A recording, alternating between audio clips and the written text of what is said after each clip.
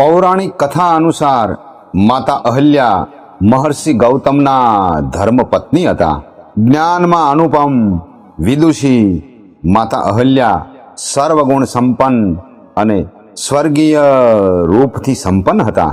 પોતાના અપાર તેજ, સૌંદર્ય અને સરળતાના કારણે પોતાના પતિ મહર્ષિ ગૌતમના તેઓ પ્રિય હતા અને પતિ પ્રત્યે પૂર્ણ રૂપથી સમર્પિત હતા. તેથી જ તેમને મહાસતી અહલ્યા નામ મળ્યું હતું. બંને પતિ પત્ની ધર્મનું કામ કરતા, જગતના કલ્યાણ માટે અહોનિશ કર્મયોગ કરતા. કશ્યપોત્રી ભરદ્વાજો વિશ્વામિત્રસ્તુ ગૌતમ જમદગ્નિર્વશિષ્ઠશ્ચ સપ્તે તે ઋષય સ્મૃત. કશ્યપ, અત્રિ, ભરદ્વાજ, વિશ્વામિત્ર, ગૌતમ, જમદગ્નિ અને વશિષ્ઠ એ 7 ઋષિઓ કહેલા છે.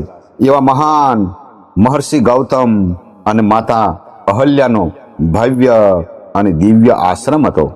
ઋષતિ ગચ્છતિ સંસાર પારમ ઇતિ.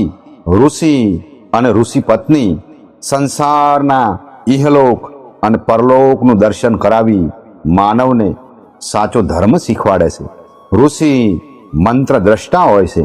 આમ મહર્ષિ ગૌતમ અને માતા અહલ્યાનો ધન્યો ગૃહસ્થાશ્રમ હતો. પ્રભુ પ્રેમ અને ભક્તિ રસથી પરિપૂર્ણ તેમનું ગૃહસ્થ જીવન હતું. આવા અદ્ભુત પ્રેમને કોઈની નજર લાગી. આ બુરી નજર હતી દેવરાજ ઇન્દ્રની, જે માતા અહલ્યાના સૌંદર્ય પર આસક્ત થઈને એનો પ્રેમ પામવા માટે આકુળ વ્યાકુળ થઈ ગયો હતો. ઇન્દ્રને મહર્ષિ ગૌતમની દૈવી શક્તિ અને સામર્થ્યની ખબર હતી. એની સાથોસાથ માતા અહલ્યા પતિનિષ્ઠ હતા એ સત્યથી પણ એ વાકેફ હતો. ઇન્દ્ર પાસે આ શક્તિની આર પાર જવાનું સામર્થ્ય નહોતું, પણ એ અહલ્યાને ભૂલી પણ નહોતો શકતો. એ સ્વયંને સંયમિત રાખીને અવસરની પ્રતીક્ષા કરવા લાગ્યો. એક વખત એકાંતવાસમાં તપસ્યા કરવા મહર્ષિ ગૌતમ વનમાં જવા નીકળે છે. મહર્ષિ ગૌતમ માતા અહલ્યાને કહે છે કે વિશેષ સિદ્ધિ માટે અને લોક કલ્યાણ માટે ઓછામાં ઓછા 6 મહિના સુધી એકાંતવાસમાં તપસ્યા કરવા જવું પડે એમ છે. માતા અહલ્યાએ તેમને સહમતિ આપી અને કહ્યું કે હું તમારી પ્રતીક્ષા કરીશ. આમ મહર્ષિ ગૌતમ આશ્રમમાંથી વિદાય લીધી. ઇન્દ્ર તો બસ આવા જ અવસરની પ્રતીક્ષા કરી રહ્યો હતો. મહર્ષિ ગૌતમના જતાં જ એ મહર્ષિ ગૌતમનું રૂપ ધારણ કરીને માતા અહલ્યા પાસે પહોંચી ગયો. પતિને પાછા ફરેલા જોઈને માતા અહલ્યા ચોંકી ગયા.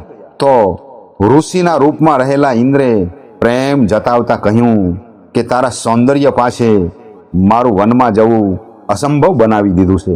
તેથી તપસ્યાનો વિચાર માંડી વાળીને તારી પાસે પાછો ફર્યો છું.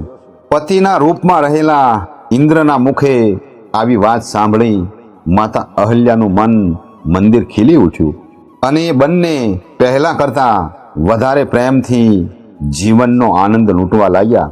આમ જોત જોતામાં 6 મહિનાનો સમય પસાર થઈ ગયો.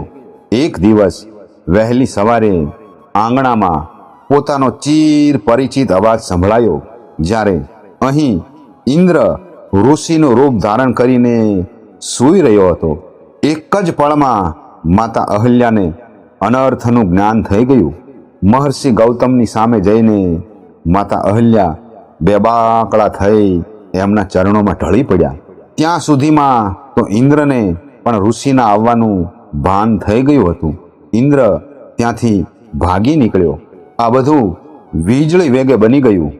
માતા અહલ્યાનું આખું વૃત્તાંત જાણીને મહર્ષિ ગૌતમનો ક્રોધ ભભૂકી ઉઠ્યો.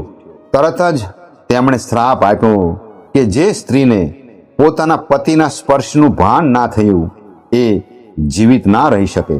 તન અને મનથી પથ્થરની જેમ કઠોર વ્યવહાર કર્યો છે તો તું પણ પથ્થર જેવી જ બની જા. માતા અહલ્યા કહે છે, તન અને મનથી પતિ સંગ હતી. ઋષિના શ્રાપ અને પોતાની અજ્ઞાનતાથી નિરાશ માતા અહલ્યા રડતા રડતા કહે છે, આપ દિવ્ય શક્તિઓથી સંપન્ન છો. આપ મને એકલી અટોલી છોડીને ગયા અને વીતી ગયેલા આ 6 મહિનામાં આપને એક વાર પણ એ આભાસ ના થયો કે મારી સાથે કોઈ છળ કપટ કરી રહ્યું છે? મેં અજાણતા જ આ અપરાધ કર્યો છે. ભલે હું પરાયા પુરુષ સાથે રહીશું, પણ મારું મન આજે પણ પવિત્ર જ છે. મેં આપ એટલે કે પોતાના પતિ જાણીને અપનાવ્યા હતા.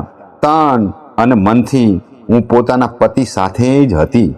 માતા અહલ્યાની વાત સાંભળી મહર્ષિ ગૌતમ એમની વાત સાથે સહમત થયા અને કહ્યું, હે દેવી, શ્રાપ તો આપી જ ચૂક્યો છું, એ પાછો ના લઈ શકાય.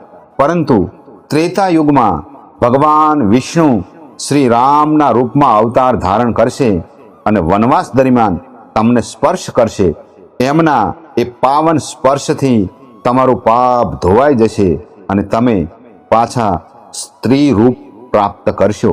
આ મહર્ષિ ગૌતમના શ્રાપને ધારણ કરીને માતા અહલ્યા પથ્થરની શિલા જેવા બની ગયા અને ઘોર લાંબી પ્રતીક્ષા બાદ ભગવાન શ્રી રામના પાવન ચરણોના સ્પર્શથી પુનઃ સ્ત્રી રૂપમાં પ્રગટ થયા. ભારતની પવિત્ર ભૂમિના મહાન સન્નારી મહાસતી અહલ્યાને આજે આપણે ભાવથી વંદન કરીએ.